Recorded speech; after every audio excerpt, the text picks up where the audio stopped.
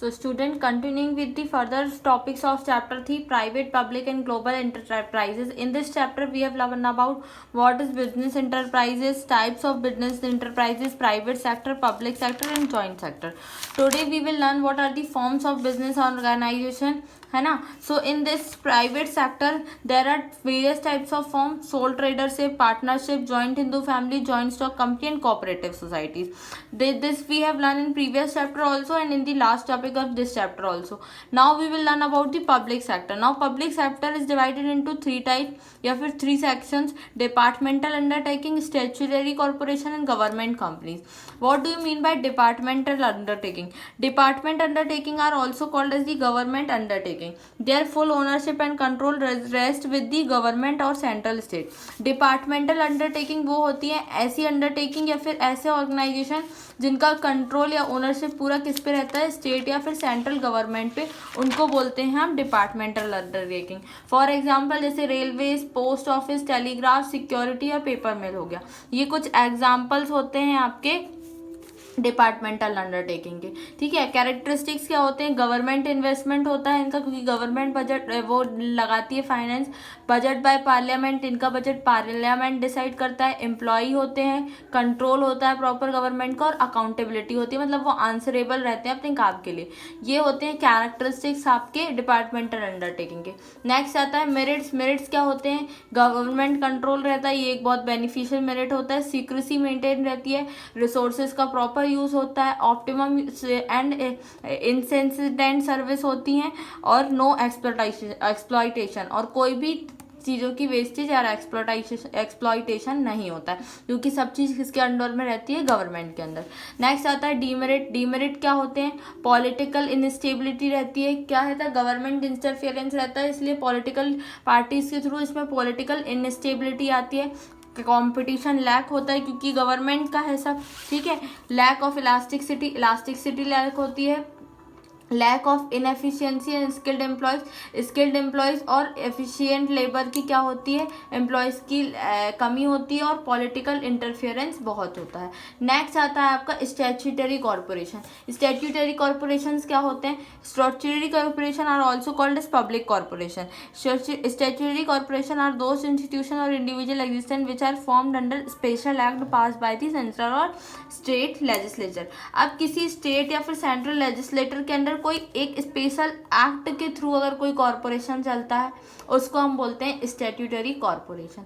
ठीक है. यहाँ पे ये होता है कि उनका एक कोई एक्ट पास होता है, उसके अंडर पे वो कॉरपोरेशन चलते हैं और वर्क करते हैं. Thus it is created by state statute which define the object, power and function. और ये स्टैट्यू के अंदर ही पूरा फंक्शन और पावर डिफाइन होते हैं कि क्या फंक्शन होगा उस एक्ट के अंदर, और उन कॉरपोरेशन में क्या क्या फंक्शन होगा और उसके क्या क्या रूल्स होंगे. अब दो टाइप के होते हैं, एक होते हैं गवर्नमेंट कॉरपोरेशन और एक होते हैं मिक्स्ड कॉरपोरेशन, जहाँ पे पब्लिक और प्राइवेट दोनों मिलके काम करते हैं. अब इसका कैरेक्टरिस्टिक्स क्या होता है? स्टैट्यूटरी का कोऑपरेटिव बॉडी होती है. ठीक है. कॉरपोरेशन के साथ चलता है, एक सेपरेट इनकी लीगल एंटिटी रहती है, क्योंकि एक स्पेशल लॉ के अंदर या पास स्पेशल एक्ट के अंदर ये पास हुआ है. फाइनेंशियल इंडिपेंडेंसी रहती है, प्रॉपर मैनेजमेंट होता है, और एम्प्लॉयज़ का क्या होता है? अपॉइंटमेंट होता है. ठीक है. ये होती है आपका एडवांटेज, वो कैरेक्टरिस्टिक्स. एडवांटेजेस क्या होते हैं? एफिशिएंसी इंक्रीज होती है वर्कर्स की, पब्लिक सर्विस मिलती है, फ्लैक्सिबिलिटी रहती है इसमें, नेशनल पॉलिसी पे बेस्ड रहते हैं, और एफिशिएंट मैनेजमेंट रहता है, और इनका मैनेजमेंट कैसा रहता है? इफेक्टिव और एफिशिएंट. ये होते हैं एडवांटेजेस. डिसएडवांटेजेस क्या होते हैं? इनका रेड टेपिज्म रहता है, मतलब इनके रूल्स बहुत स्ट्रिक्टली और रिजिड टाइप नेचर रहते हैं, और उसमें उनके अकॉर्डिंग ही काम करना पड़ता है. Difficult in change of loss के मतलब अगर कोई भी लॉ चेंज होगा तो उसमें क्या होती है? डिफ़िकल्टी होती है. मैनेजमेंट इनएफिशिएंट रहता है काम करने के लिए, और मोनोपोली रहती है. ये होते हैं डिसएडवांटेजेस. नेक्स्ट आता है आपका गवर्नमेंट कंपनी. गवर्नमेंट कंपनी क्या होती है? According to the companies act, government company is a company whose at least 15% shares should be held by the government. अगर कोई ऐसी कंपनी चल रही है जिसका 51% शेयर कौन दे रहा है या कौन लगा रहा है? गवर्नमेंट लगा रही है. उन कंपनीज को कहते हैं government company. Hence the world government dignifies central government और स्टेट गवर्नमेंट बोथ. कोई भी हो, चाहे सेंट्रल गवर्नमेंट लगाए या फिर स्टेट गवर्नमेंट का शेयर हो. Remaining capital of these companies are secured from the public. और जो रिमेनिंग आपका क्या बोलते हैं शेयर रहता है वो कौन लगाता है, पब्लिक लगाती है।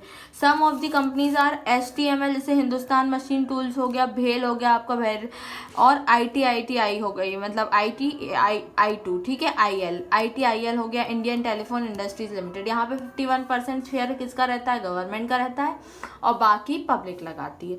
इनका क्या एडवांटेजेस रहेगा, डेवलपमेंट ऑफ बेसिक इंडस्ट्रीज, छोटी या फिर बेसिक इंडस्ट्रीज का डेवलपमेंट होता है, नेशनल इनकम इंक्रीज होती है, ठीक है, इंडस्ट्रियल डेवलपमेंट होता है इन कंपनीज के थ्रू, कंट्रोल ऑन मोनोपोली पे कंट्रोल रहता है, और अननेसेसरी एक्सपेंसेस पे भी कंट्रोल होता है।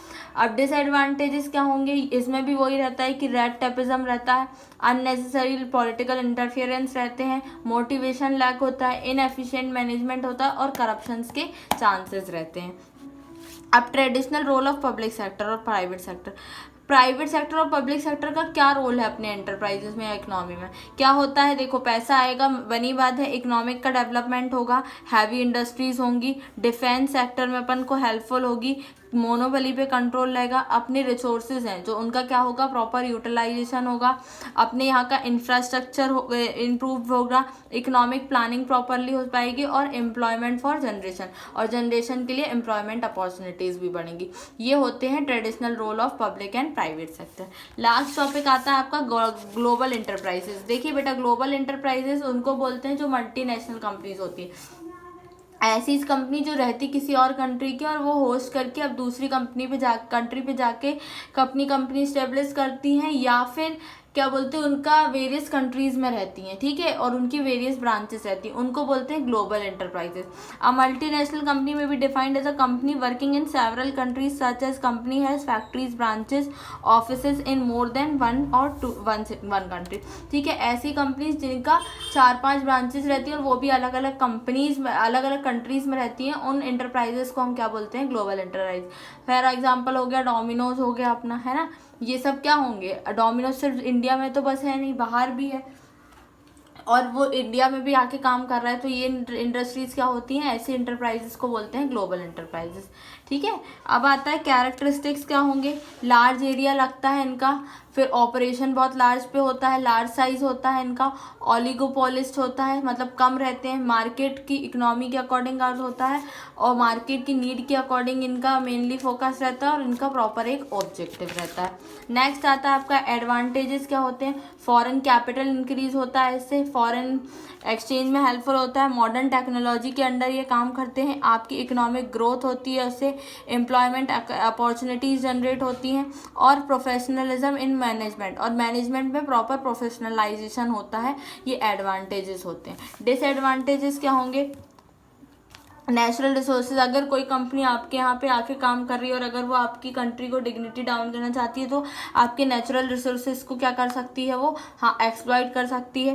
प्रॉब्लम्स ऑफ फॉरेन करेंसी की प्रॉब्लम आती है अगर आप दूसरी सिटी पे जाके काम कर रहे हो, इकोनॉमिक डिस्पैरिटीज बनती हैं इससे, है ना, monopolistic in very short time, थोड़ी सी टाइम में वो बहुत मोनोपोलिस्टिक हो जाती है, goods and national suffers from loss, और कुछ कुछ कंपनी हार्मफुल गुड्स की वजह से क्या करता है, नेशन क्या सफ़र करता है, बहुत बड़ा लॉस सफ़र करता है। ये होते हैं MNCs की कैरेक्टरिस्टिक्स, एडवांटेजेस और डिसएडवांटेजेस, उसको भी ग्लोबल एंटरप्राइजेस भी बोला जाता है। फॉरेन कोलैबोरेशन किसको कहते हैं, फॉरेन के लोग कोलैबोरेशन उनको कहते हैं जब 2 या 2 से ज़्यादा कंट्रीज मिलके एक जॉइंट वेंचर टाइप का खोलती हैं, उनको बोलते हैं, कंपनी खोलती है उनको बोलते हैं foreign collaboration. In this way when the 2 or more countries join their capital to carry on any venture, then such companies are called company of a foreign collaboration। जब 2 या 2 से ज़्यादा कंट्रीज मिलके कैपिटल इकट्ठा करती हैं और मिलके बिजनेस या फिर ऑर्गेनाइजेशन या फिर कोई भी कंपनी ओपन करती है, उसको बोलते हैं फॉरेन कोलैबोरेशन। ये क्यों नीड होता है फॉरेन कोलैबोरेशन, लो नेशनल सेविंग अगर काम है तो उसको इंक्रीज करने के लिए, अगर किसी कंपनी या फिर किसी कंट्री में क्या है टेक्नोलॉजी लैक है, उसको और अपनी पेमेंट को बैलेंस करने के लिए। Okay, thank you.